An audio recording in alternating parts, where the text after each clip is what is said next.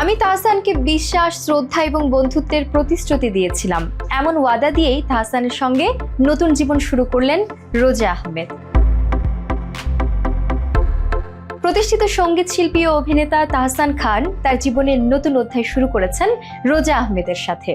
বিয়ের অনুষ্ঠানে উপস্থিত ছিলেন দুই পরিবারের সদস্যরা, যেখানে একটি সাদাসিধা আয়োজনে শুরু হয় তাদের নতুন পথ চলা।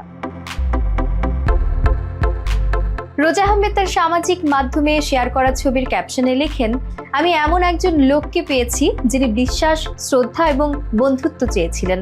তাকে আমি জীবনের জন্য একটি বাড়ির প্রতিশ্রুতি দিয়েছিলাম। তিনি আরও জানান, বিয়ের পর তার অনুভূতি ছিল অত্যন্ত গর্বিত এবং কৃতজ্ঞ। শুক্রবার ছিল তাহসান ও রোজার গায়ে হলুদ অনুষ্ঠান। দুই পরিবারের কাছের বন্ধু বান্ধবদের উপস্থিতিতে ছোট পরিসরে অনুষ্ঠানটি হয়।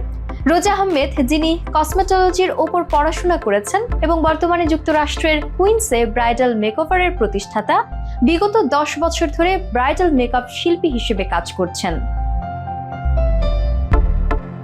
তাহসান বলেন, বিয়ের পর আমি সকলকে জানাতে চেয়েছিলাম এবং আমরা এই শুভ কাজটি সম্পন্ন করেছি।